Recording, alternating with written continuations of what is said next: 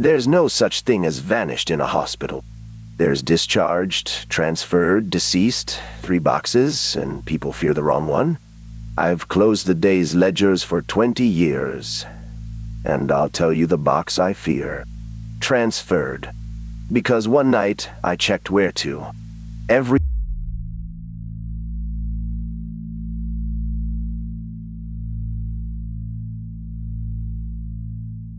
Report number 2530.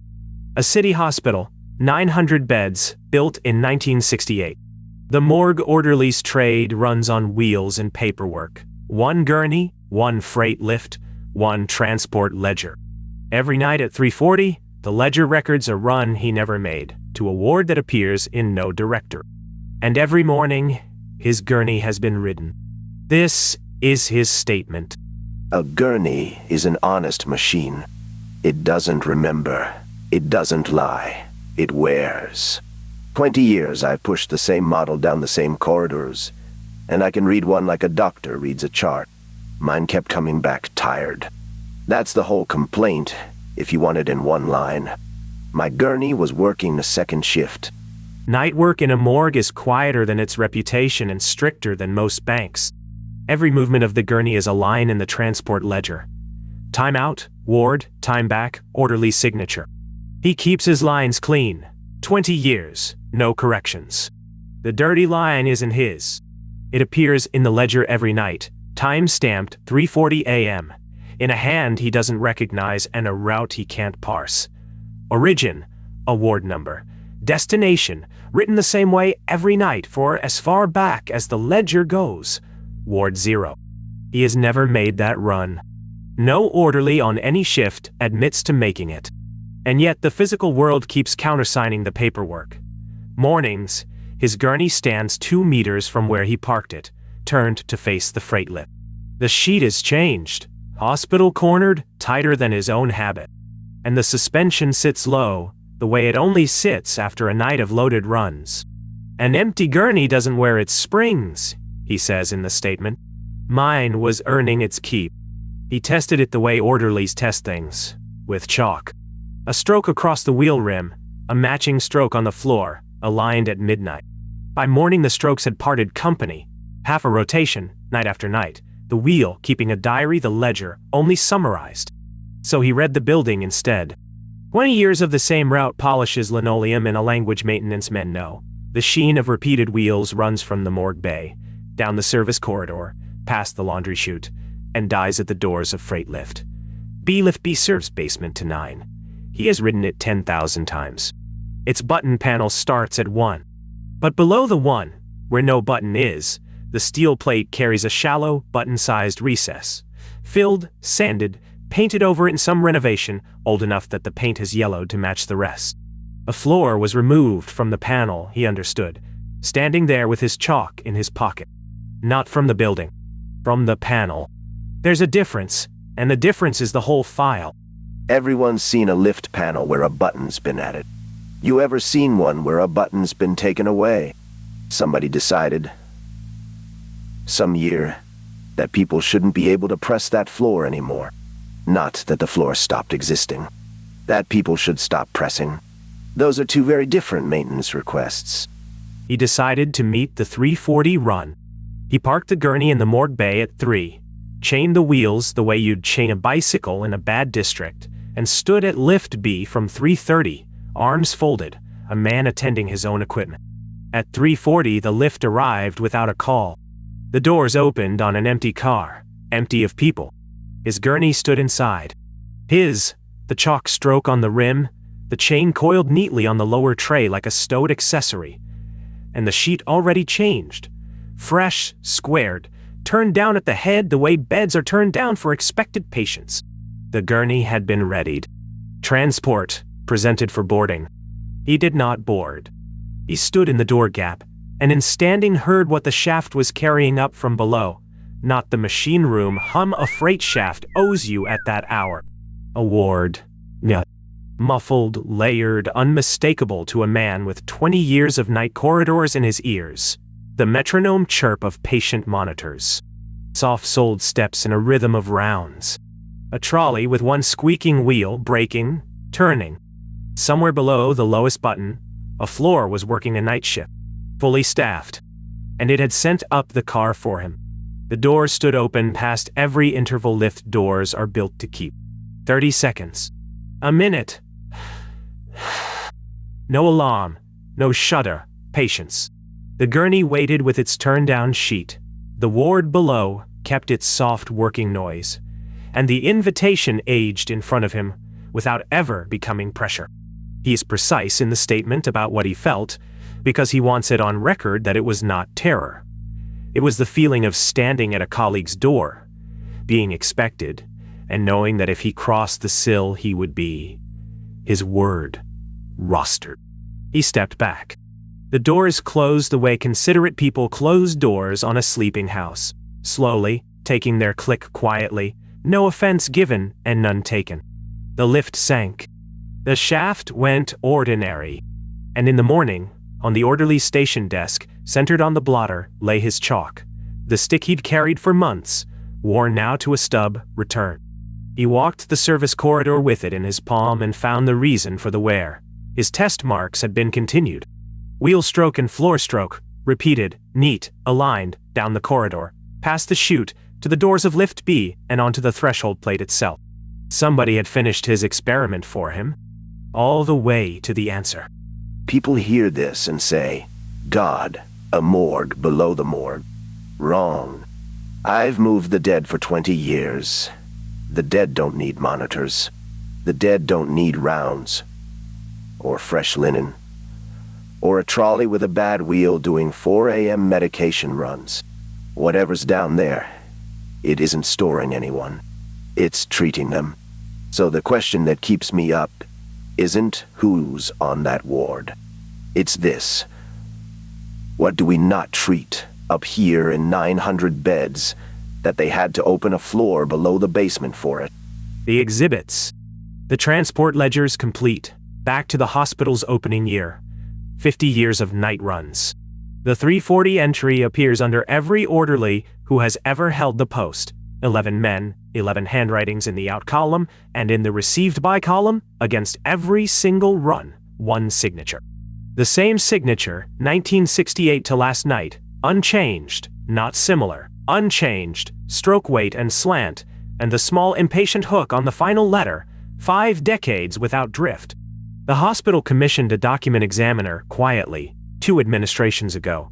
The report survives in the legal office safe, and its finding is the reason this file exists. The ink of the earliest signatures and the ink of the most recent are of one age, fresh, both, at examination. The hand is one hand. And the concluding line, which the examiner typed and then declined, in a handwritten margin note, to discuss further, the age of the writer is not consistent with the span of the record. The report remains open, unresolved. A quiet one. Before the next report, a fragment. Fragment 11. A laundry docket from the same hospital, printed nightly for 50 years.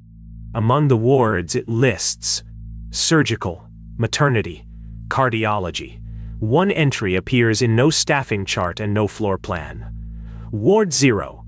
12 linen sets, daily. The sets go down in freight lift B and come back the next night, used. The linen mistress of 40 years' service was interviewed once, and her statement is preserved in full. We return it clean to the lift. The shelf empties itself. The used comes back full. Ordinary linen. Only, it's always warm. The way sheets are warm off a person who has only just gotten up.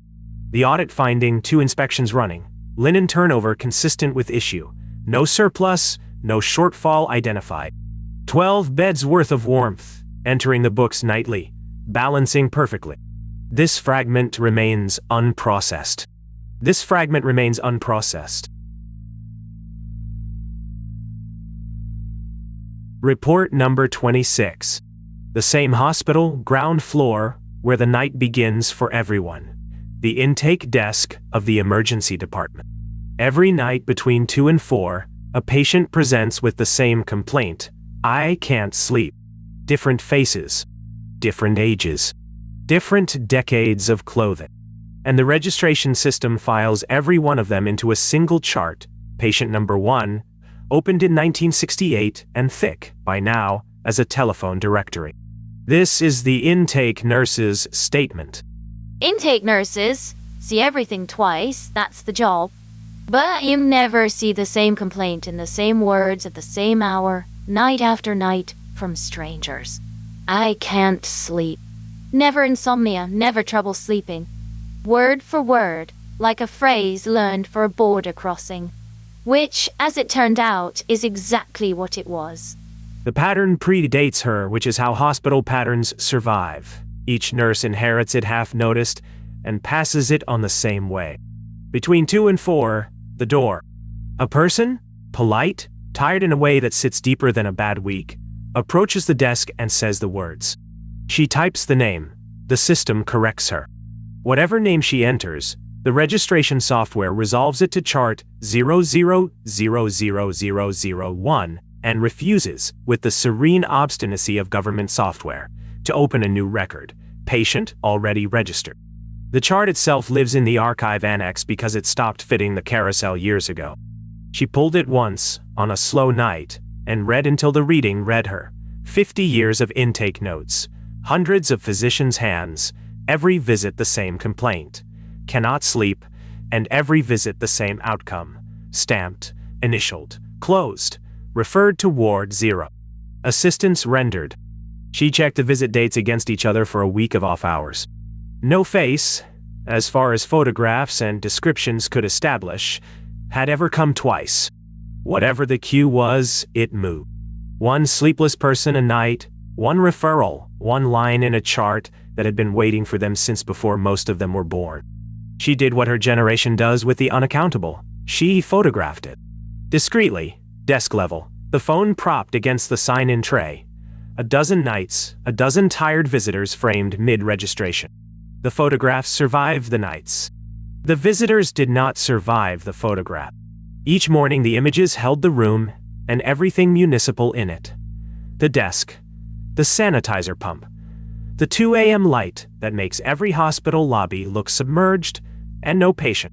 Not blurred, not corrupted, absent, with the vinyl waiting chair standing where the person had stood or sat.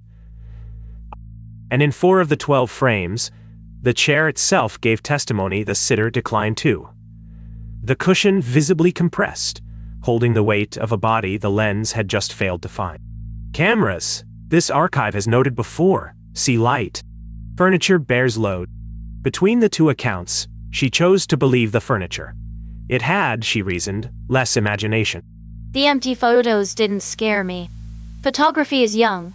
Maybe it just doesn't have the paperwork for them yet. What scared me was the cushion. Because a dent means weight, and weight means tired. They're not apparitions drifting through my lobby. They're people who have been on their feet a very, very long time. And they're queuing. The escalation came as a man in his 80s, pajamas under a good wool coat, slippers gray with road dust. The uniform, she realized later, of someone who left a bed in a hurry and never got back to one. He said the words. She reached for the keyboard. And he did what none of the 2 a.m. visitors had ever done. He kept talking. I was discharged, he said, in 68. In error, the paperwork went through a day early, and I'd already... He smoothed the coat, a man tidying himself for an appointment. I've been walking since. You can't sleep out there, you understand. And they won't admit you below without a referral. They're very strict. It's a good ward. They're right to be strict. And onto the desk with both hands, with the care people give to documents that are the last of their kind, he laid a referral form. Blank stock of 1968. She knew the letterhead from the archive chart. No patient name. But stamped, wet stamped, the ink unfaded, and signed, in the founding chief physician's hand, the signature that opens every old file in the building. A referral issued in advance. Waiting 58 years for a nurse willing to fill in the line. She filled it in. She wants the record to note that she did not decide to. Deciding implies a moment, and there wasn't one. Her hands worked with the fluency of a procedure trained long ago by someone she has never met. Complaint. Cannot sleep. Time of presentation. Her signature in the referring line, below a chief physician dead for decades. She stamped the visit into Chart 1, because the system, for the first time in her employment, offered her the field. The old man took the form with both hands, read it twice, checking, she understood, that it was real. After 58 years it would be careless not to check. Thanked her by her first name, which is not on her badge, and walked, unhurried, past the elevators the public uses, to the freight corridor and lift B she did not follow. And here the pattern, 50 years old, ends. No one has come to her window between 2 and 4 since. Not one sleepless stranger in the months since that night. The queue that predated her career had been waiting, all along. Not for a doctor and not for a miracle. For a clerk with the nerve to complete a form. We think intake is the front door of the hospital. It isn't. It's a lock between two waters. We decide who goes up to the wards and who goes where it was too late to send them. Half a century, that referral sat in someone's pocket, because every nurse before me saw the date on the blank and filed the man under impossible. All of that walking. All those people who couldn't sleep out there, because we were being accurate. Accuracy is a fine thing. It should never be the last thing. The exhibits. Chart number 1, photographed page by page before the archive sealed it, because that night, for the first time in 58 years, the chart closed. Automatically, by the system's own hand, time-stamped 4 minutes after the old man reached the freight corridor. Assistance rendered in full. Ward, 0.war. Bed released. A clean administrative ending, except for the line beneath it, which is not the system's. It is TypeScript. 1968 TypeScript, present on the closing page of a chart that was blank when the archive last inventoried it, in the format of the founding era and the phrasing of a landlord. The bed reserve is retained by the institution. Indefinitely. 1 bed, below the basement, held open since opening day, emptied that night, and immediately, formally kept. For whom, the TypeScript does not say. Hospitals, this file observes, do not reserve beds, they expect to stay empty. The report remains open. Unresolved. A quiet one. 2 reports remain. You have seen the transport, and you have seen the admissions. What follows is the ward itself, as witnessed by the only 2 instruments in the building that cannot be talked out of what they know, a pressure gauge and a ledger. Report number 27, filed by the hospital's medical gas technician, keeper of the oxygen plant, the manifolds and the meters that bill every ward for every liter it breathes. 1 branch line on his ledger is labeled Reserve Utility Space B0. According to the as-built drawings, it dead ends at a blanked flange in the basement. According to his meters, it has been breathing for 50 years. This is his statement. Oxygen is the least mystical substance in a hospital. It's bought by the ton, piped by the millimeter, and billed by the liter. Nothing in this building is audited harder. So understand what I'm saying when I say branch B0 draws gas type. I'm not telling you a story. I'm reading you an invoice. Gas work is arithmetic with lives attached, and the technician's ledger divides the hospital into columns. Surgical suites, spiking wildly with the operating schedule. Intensive care, heavy and steady. Maternity, its own weather. And branch B0, a column he inherited, like everything else in this file, from predecessors who had learned not to look at it directly. The draw is small. It is also perfect. A low-level consumption, day and night. Weekends and holidays, unchanged through blizzards, blackouts, and the renovation that repiped half the building. He did the division early in his tenure, because dividing is what gasmen do. Total flow over standard resting consumption. The branch draws what 10 to 12 adult humans draw dawa. Asleep. Not ventilated. Ventilators spike and cycle and alarm. This is the smooth sinusoid of unassisted breathing, the flow curve of a quiet ward at night. For 50 years, the plant has been supplying a slow, calm, communal breath down a pipe that the drawings insist stops at a steel blank 2 meters below the morgue. He walked the line, meter by meter, gauge in hand, from the manifold room down through the risers, bleeding test points as he went. A plumber's pilgrimage, he calls it. The pressure told a continuous story all the way to the basement. To the flange the drawings call the end. A steel blank, painted, bolted, stenciled with a decommission date from before his birth.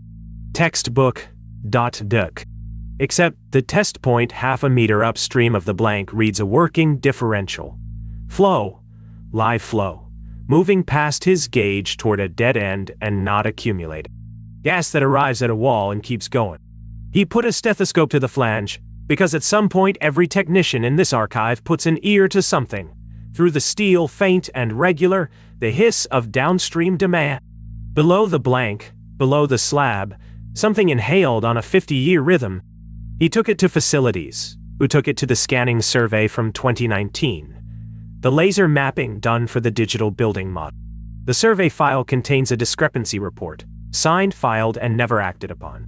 At level -1, the measured exterior volume of the building exceeds the modeled interior by 340 square meters. The reconciliation note, one line, in the surveyor's careful hand, attributed to scanning error. 340 square meters of scanning error. Breathing. I've seen scanning errors. They look like fuzz. A wall a few centimeters thick. A phantom pillar. They don't look like a ward-sized volume with its own oxygen demand. But I understand the surveyor. You're standing in a basement at the end of a contract. Your model is missing a floor, and the choices are write error or write what I'm saying into a report your firm has to sign. I'd have written error too. Everyone writes error. That's how it stays down there, one reasonable person at a time.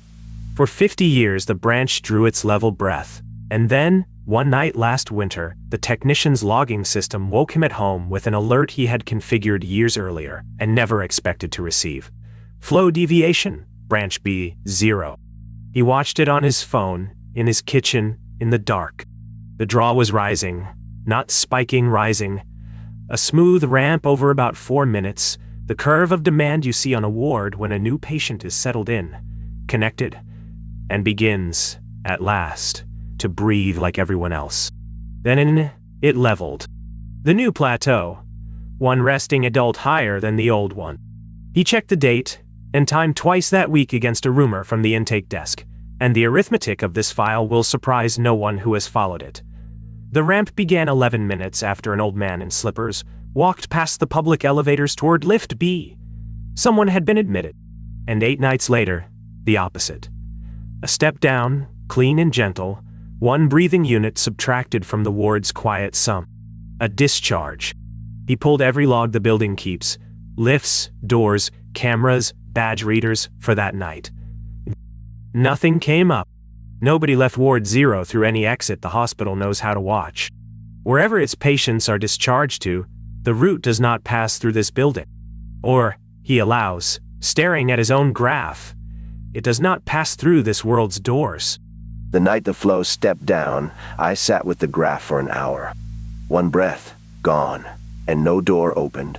You want to know the strangest thing I felt? Relief. Because a ward you enter and never leave is a cell. A ward that discharges, that's a hospital. Somebody got better. Or got finished with whatever they were down there to get finished with. Either way, the treatment works. God knows what it treats. But it works. His response to all of it sits on his workbench, and he showed it to this channel without embarrassment. A school notebook, graph ruled. The kind temperature charts were kept in before monitors. Every shift, he enters the branch draw by hand, date, flow, and a third column he headed, after some thought, condition, stable. Stable, Ryan. Stable, 50 entries deep. Asked why a man with automated logging keeps a paper chart of a ward he cannot enter, for patients he cannot count, he gave the answer this file considers its center of gravity.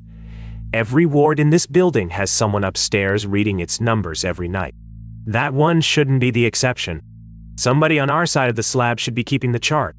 It might as well be the man with the gauge. The exhibits. The original medical gas specification, 1968, drawn for the building's construction and signed on every sheet by the founding chief physician, the same hand that signs a certain referral form elsewhere in this file. Branch B0 is not an anomaly grown into the system. It is sheet 4 of the original design, sized, routed, and valved from the first day, rated. The margin note is the founder's own, for 12 beds. Designation, typed into the schedule between cardiology and the operating floor as if it were the most ordinary line in the building. Long-term observation ward. Equipment lessee, per agreement, number 1 daring. The agreement, as this archive has come to expect, is not attached. The oxygen, the accounts confirm, has been paid for every liter, every year, from a budget line that no administration has ever questioned and no auditor has ever traced to a department. The line item is one word: respiration. The report remains open, unresolved, a quiet one. One more fragment before the final report. Fragment 12 Darizai. A meal tally from the hospital kitchen, printed daily for as long as anyone can document. 12 portions, diet 0. A diet listed in no dietary handbook the institution has ever used. The trays go down in freight lift B and come back empty, washed. Better, the kitchen maintains than their own machine washes.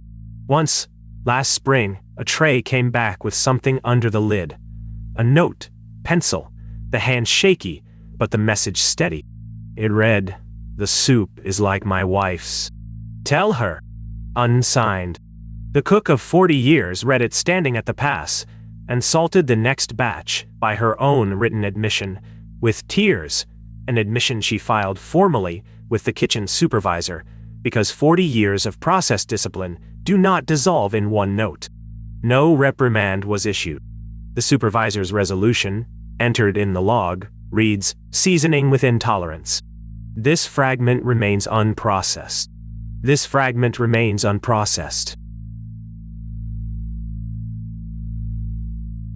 The final report, and the voice that opened this file. The night registrar, the man who closes the hospital's day, ledger by ledger, at 4 a.m. For 20 years his work was reconciliation. Admissions against discharges, beds against bodies, ink against fact. His statement concerns the class of entries that do not reconcile. And the night one of them carried a name he knew. What? Never found its floor. That's where you came in. I did find something else, though. In 50 years of discharge ledgers, there's a kind of entry nobody audits, because auditing it would mean admitting you'd read it. I read them. All of them. And then one of them read me back. The entries are transfers, and their arithmetic is wrong in one precise, recurring way. A patient dies at 4:12 a.m., pronounced, certified, documented. The same patient's ledger line shows a transfer out of their ward at 3:40 the same night. Discharged before death. Transferred 32 minutes before the certificate says there was anyone left to transfer. Destination, in every instance, Ward 0. He ran the archive. Once he knew the shape to search for. Hundreds of such entries across 50 years, scattered thin, never clustered, never flat. Everyone countersigned by the chief physician of the era. 5 different chiefs, 5 different hands, all signing. The file copies suggest, with the particular smoothness of men who did not read what they signed. And every one of the patients shared a chart profile the registrar assembled with growing stillness. Terminal diagnoses. Long declines. The kind of endings the attending notes make clear that were expected to be hard. The transfers, he understood, were not clerical errors. Ward 0 was admitting people early, 20, 30, 40 minutes early, lifting them off the last stretch of the road. The stretch with the pain on it. 400 entries and I couldn't find one family complaint. Not one. You know what families say every time in the file? He went peacefully, in his sleep. We didn't expect it to be so gentle. They were thanking us. For 50 years, families have been thanking this hospital for the one thing it never did. We billed for the beds. Somebody else did the mercy. And then the file stopped being an archive project. His mother was admitted last autumn. The diagnosis this report will not name, terminal. The decline already steep. He moved her to this hospital himself, because it is a good hospital, and because a registrar knows which wards are kind. He did not think about the ledgers. You don't, he says, when it's your own. The mind protects the hands, so the hands can keep working. Until the night his day clothes run flagged a scheduled transfer, queued in the system for the following night, 3:40 a.m. Her name. Destination, Ward 020. Authorization, the signature that does not age. He had access. Registrars of his seniority hold cancellation rights over any pending transfer, and the button sat under his cursor, cancel transfer, from midnight until the end of his shift. He describes the night without decoration, the cursor, the button, the sound of the department around him doing its ordinary work, and the two futures, one on each side of a cliff. In one, his mother rode the last stretch of the road to the end, with everything the attending notes had promised that stretch would hold. In the other, a gurney he knew, with a chalk mark on the rim, arrived at her door 25 minutes early, sheets turned down, received below by a signature that has met every patient this hospital has ever failed. He did not press the button. He wants the record to state it plainly in his words. I close the day. All of it. His mother died at 4:05 the following morning. In her sleep, the attending certified, without distress, a gentleness the notes had not predicted and did not attempt to explain. The transfer executed at 3:40, on schedule. And when the registrar came down to the morgue that afternoon to sign for her, a formality, a son's formality, the orderly from the first report of this file met him at the ledger, and turned it around without a word. The 3:40 run, ... Received by, the signature, as always. And in the adjacent column, the one marked released by, a column that has stood empty for 50 years, because no one living ever releases these transfers, stood a second signature. His eye, his hand, his ink, the examiner would later confirm both, entered in a ledger he had not touched, on a page he was seeing for the first time. He has no memory of signing. He does not dispute the signature. Some paperwork, he says, is completed by the part of you that already agreed. 20 years I believed ledgers record what happened. Now I know better. The good ledgers, the ones that never need correcting, are signed in advance by both sides. My mother didn't ride the hard stretch. She was lifted off it, 25 minutes early, by a ward we don't put on maps, under a signature we can't date with my consent, given by a hand I wasn't using. And people ask if I'm angry. Show me the column. Show me the column in any book this hospital keeps where I'm supposed to enter the gratitude. The last exhibit, and the file closes. The hospital's founding charter, 1968, the founder's own hand, final paragraph. The paragraph every administration has renewed without discussion. The way you renew things you are afraid to read aloud. The institution houses Ward 0 indefinite. Payment for placement is rendered in peace. Agreement number 1 is appended. And here this archive must pause, because across 3 files in 3 buildings, agreement number 1 has been a ghost. Cited, never produced. This time, it is produced. It is appended. 1 sheet. The sheet is blank. No terms, no clauses, no dates. White paper, 60 years old, empty from margin to margin. And at the foot of the emptiness, 2 signatures. The founders. And the one that does not age. A blank agreement this file submits is the only kind that cannot be breached. It contains nothing to violate, and binds everything. 4 reports, 1 hospital. A gurney that works a second shift. A chart that waited 58 years for a nurse. A branch line that breathes. And a son's signature, entered by the part of him that already agreed. The books, as always, balance. And for once, this archive is glad they do. All 4 reports remain open, unresolved, and quiet ones, the whole file, quiet ones. Good night from the quiet report. Sleep well. Ward 0 is taking admissions.